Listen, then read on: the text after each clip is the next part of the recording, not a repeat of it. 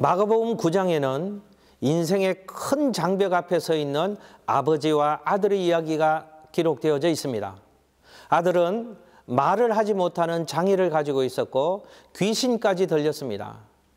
이 아이의 고통이 어제 오늘의 일이 아니라 아주 어릴 적부터 이 고통에 시달려 왔다고 성경은 기록하고 있습니다. 그러나 결국 예수님께서 그 아이를 고쳐주십니다. 예수님의 말씀 한마디에 인생의 장벽이 무너져 내렸습니다. 아버지의 절망이 거두어졌습니다. 아버지와 아들의 간절한 소망이 현실이 되었고 슬픔과 탄식이 기쁨이 되었습니다. 아들이 고침받은 이야기를 통해서 우리 인생에도 만나게 되는 큰 장벽을 어떻게 하면 뚫고 나아갈 수 있을까를 살펴보겠습니다. 첫 번째로 예수님께 가야 합니다. 귀신 들린 이 아들의 아버지가 절망을 호소했을 때 예수님은 그를 내게로 데려오라 라고 말씀하십니다. 내 인생의 장벽을 나에게로 가져오라고 말씀하시는 것입니다. 문제의 아들을 예수님께로 데리고 오는 것, 이것이 중요한 것입니다. 예수님이 모든 문제의 해답이요, 해결책이요, 예수님 외에는 그 어떤 것도 불가능을 가능케 할 수 없기 때문에, 그러므로 예수님은 문제를 나에게로 가져오라고 말씀하고 있는 것입니다. 여러분, 인생의 모든 문제는 주님께로 가져가야 해결될 수 있습니다. 내 힘으로 해결할 수 없는 그 불가능한 상황들, 내 인생 길을 가로막는 그 모든 장벽들을 주님 앞으로 가져올 수 있기를 바랍니다. 주님은 내게로 데려오라 라고 말씀하십니다. 예수님께로 나와야 해결의 방법이 있다는 말입니다. 예수님께 길이 있다는 말입니다. 예수님께 나가지 못하면 내 인생의 불가능한 여전히 불가능으로 남을 것입니다. 여러분, 주님께로 올 수 있기를 바랍니다. 예수님이 그 문제를 해결해 주시려고 내게로 문제를 가져오라고 말씀하셨으니 주님께로 가져오면 해결될 줄로 믿으시기를 바랍니다.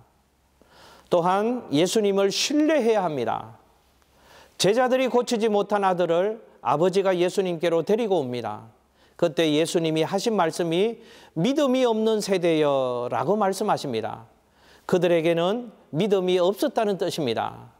믿음이 없는 곳에는 기적이 일어나지 않습니다.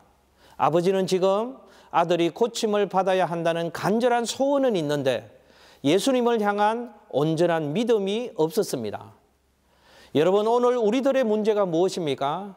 믿음이 없어서가 문제가 아니라 예수님을 절대적으로 신뢰하지 못하는 것이 문제입니다.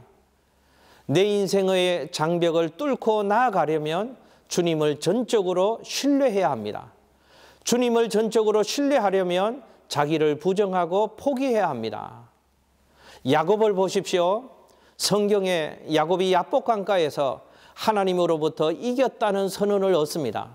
그런데 성경에 하나님이 너가 겨루어 이겼다라고 선언하는 선언의 장면을 보면 야곱은 결코 이긴 것이 아니었습니다.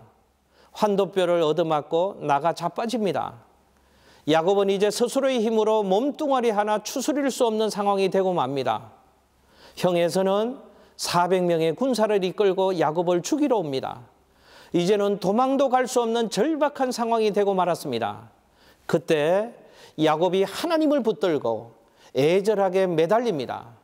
나를 축복하지 않으면 내가 당신을 가게 하지 아니하겠나이다. 그 말은 나는 당신밖에 의지할 것이 없습니다. 이제는 해답이 없습니다. 소망이 당신뿐입니다. 어떻게 하든지 나를 도와주십시오. 라고 하는 야곱의 간절하고도 애절한 매달림입니다.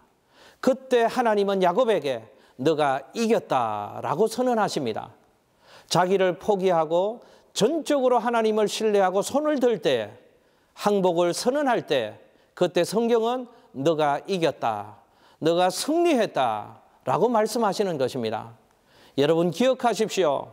나를 포기하고 전적으로 하나님만 의지할 때, 하나님께만 매어 달릴 때 내 인생의 장벽이 무너지며 내 인생의 불가능한 상황이 가능케 되어지며 진정한 승리를 누리게 되는 것입니다.